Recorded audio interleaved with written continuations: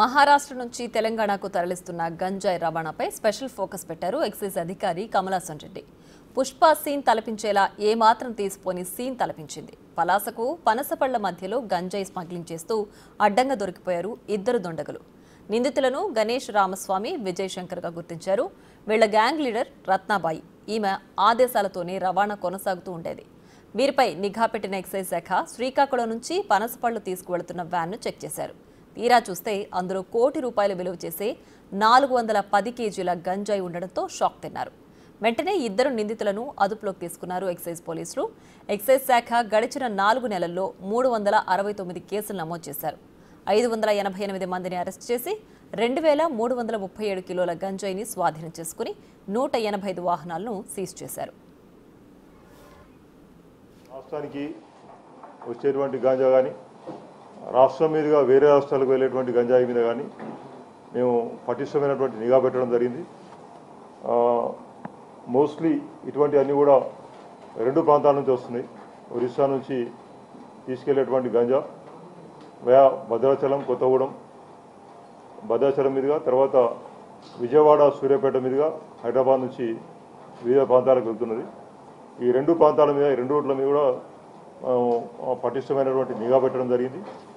And అక్కడ physical ప్రెజెన్సే కాకుండా అక్కడ checking, random checking, regular checking కాకుండా మా ఇంటెలిజెన్స్ నెట్వర్క్ కూడా మేము సిద్ధం చేసుకున్నాం.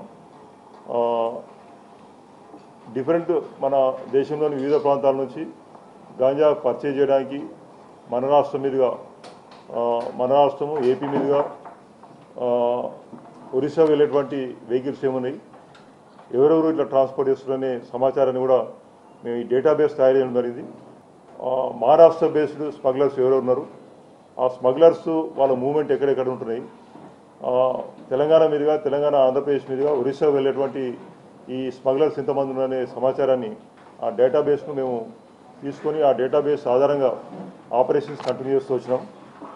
రత్నాబాయి అనే ఒక లేడీ, ఆమె మహారాష్ట్ర స్టేటు ఉస్మానాబాద్ ఏరియా సంబంధించినటువంటి ఒక లేడీ. గతంలో 2-3 కేసులో కూడా ఆమె ఇన్వాల్వ్ అయింది.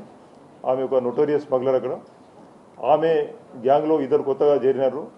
అండ్ వారిని అక్కడ డిప్యూటీ చేసింది. అక్కడ వాళ్ళు 3 కలిసి వెళ్ళినారని చెప్పి సమాచారం మాకు రావడం జరిగింది. పనస పండ్లు తీసుకెళ్లేటువంటి లోడ్ అది. ఇనీషియల్గా మనకు కూడా అనుమానం రాలేదు, పైన ఎక్కడ చూసినా రాలేదు, ఎక్కడ లేదు. సీక్రెట్ ఛాంబర్స్ అని చెప్పి సీక్రెట్ ఛాంబర్ కూడా చూడడం జరిగింది. అయితే ఈ అన్లోడ్ చేసిన తర్వాత పనస పండ్లు మొత్తం జాక్ ఫ్రూట్స్ అన్లోడ్ చేసిన తర్వాత దాని కింద 410 కేజీల గంజాయిని మరొక ప్యాకెట్స్లా కట్టుకొని ప్యాక్ చేసుకొని తీసుకొని పోతున్నటువంటి గాంజాను సీజ్ చేయడం జరిగింది. దీని విలువ ₹1,02,50,000. ఈ గంజాయి కొనుగోలు చేసేందుకు బజాజ్ ఫైనాన్స్లో 5 లక్షల లోన్ కూడా తీసుకున్నట్లు గుర్తించారు. ఇదే విషయానికి సంబంధించి మరింత సమాచారం మా ప్రతినిధి రాణా అందిస్తారు. మత్తు పదార్థాలు ఎక్కడున్నా కూడా కూకటి వేలతో ప్రకటించాలన్న ఉద్దేశంతో రాష్ట్ర ప్రభుత్వం తీసుకుంటున్న నిర్ణయానికి తగ్గట్టుగా ఎక్సైజ్ డిపార్ట్మెంట్ పూర్తి స్థాయిలో కూడా దానికి తగ్గట్టుగా దాడులు చేస్తుంది. ఆ దాడుల్లో భాగంగా విస్తుపోయే నిజాలనేది బయటకు వస్తున్న నేపథ్యం కనపడుతుంది. ఆ వెనకాల కనపడుతున్నటువంటి ఈ వ్యాన్ చూస్తుంటే మనకు మంచిగా పనసకాయలు చూడొచ్చు. ఈ పనసకాయలు తీసుకొని వచ్చి అందరూ కూడా పనసకాయల లోడు వెళ్తుంది అనేసి అందరూ అనుకుంటారు. కాకపోతే ఈ పనసకాయల పక్కనే నేను ఇంకొకటి చూపిస్తాను. తెల్లగా ఉన్నటువంటి ఈ యొక్క సంచులు, ఈ సంచుల్లోనే అసలైనటువంటి విషయం దాగుంది. ఈ సంచులు దాదాపు 410 కిలోల దాకా కూడా గంజాయి ఉన్నటువంటి పరిస్థితి కనపడుతుంది. సో ఎవరికి కూడా డౌట్ రాదు. ఎందుకంటే సాధారణంగా ఇది ఏదన్నా మొత్తం హైవేలో వెళ్తున్నా, రోడ్లపై వెళ్తున్నా కూడా ఇలాంటి వ్యాన్లు ఎవరు కూడా పెద్దగా పట్టించుకోరు. ఎందుకంటే కేవలం ఇక పనస పళ్ళు కాకుండా ఇంకా ఇతర చాలా వరకు పళ్ళు కానీ ఇవన్నీ కూడా రవాణా చేస్తుంటారు, ఇవన్నీ చేస్తుంటారు. కాకపోతే ఎవరికి డౌట్ రానికుండా ఈ పనస పళ్ళుని ఇక్కడ పెట్టుకుని అక్కడ ఈ యొక్క గంజాయిని రవాణా చేస్తున్నటువంటి ముఠాని ఇప్పుడు పోలీసులు అరెస్ట్ చేసినటువంటి నేపథ్యం మీద కనపడుతుంది. ఏదైతే పలాస నుండి ఈ పనసకాయలను తీసుకొచ్చారు, ఎక్కడైతే దాదాపు 410 కిలోలకు సంబంధించినటువంటి ఈ గంజాయిని మహారాష్ట్రకు చెందినటువంటి గణేష్ రామస్వామి అనే ఒక డ్రైవర్ ఎవరు వస్తున్నారో ఆ డ్రైవరుతో పాటు రత్నాబాయి అనే మహిళ, ఈమె ఎక్కువగా ఇటు గంజాయికి సంబంధించినటువంటి వ్యవహారాల్లో ఆమె నిందితురాలుగా ఉంటుంది. సో ఒక పెద్ద గ్యాంగ్ని ఆమె మెయింటైన్ చేస్తుంది.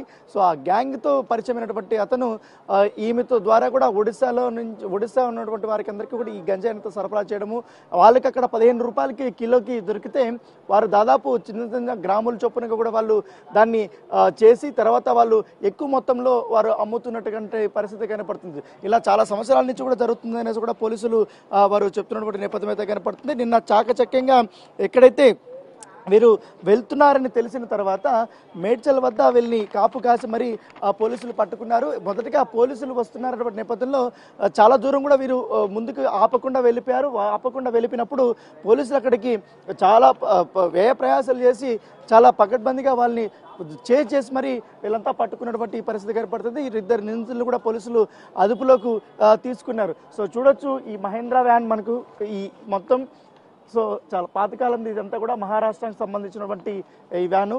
సో చాలా క్లియర్గా కూడా వాళ్ళు నిందితులకు సంబంధించిన నేపథ్యం కూడా పోలీసులు వారు చెప్తున్నారు. మహారాష్ట్ర ఉస్మానాబాద్ జిల్లాకు చెందినటువంటి గణేష్ రామస్వామి అవుతున్నాడు. అతను క్యాబ్ డ్రైవర్గా పనిచేస్తున్నాడు.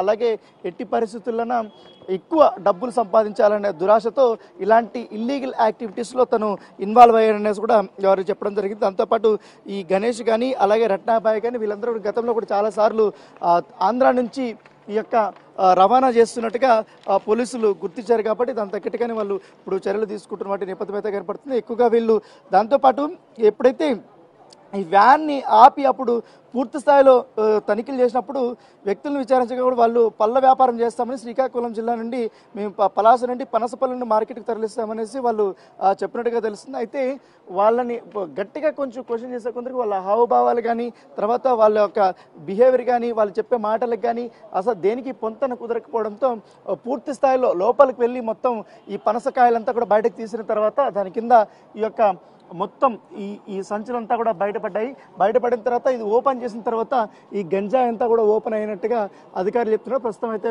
వాళ్ళు అరెస్ట్ చేశారు కాబట్టి రిమాండ్కి అయితే తరలిస్తున్నారు. సో ఇంకా పూర్తి స్థాయిలో ఎంక్వైరీ చేయాలనేసి కూడా చెప్తున్నారు. వీళ్ళు ఎక్కడెక్కడ వీళ్ళ టార్గెట్ ఏంటి, ఎవరెవరికి అమ్ముతున్నారు ఏంటనేదాన్ని కూడా వాళ్ళందరినీ కూడా జ్యుడిషియల్ సంబంధించి అదుపులోకి తీసుకున్న తర్వాత పూర్తి స్థాయి వివరాలు అయితే తెలుస్తాయనేసి కూడా పోలీసు అధికారులు చెప్తున్నారు.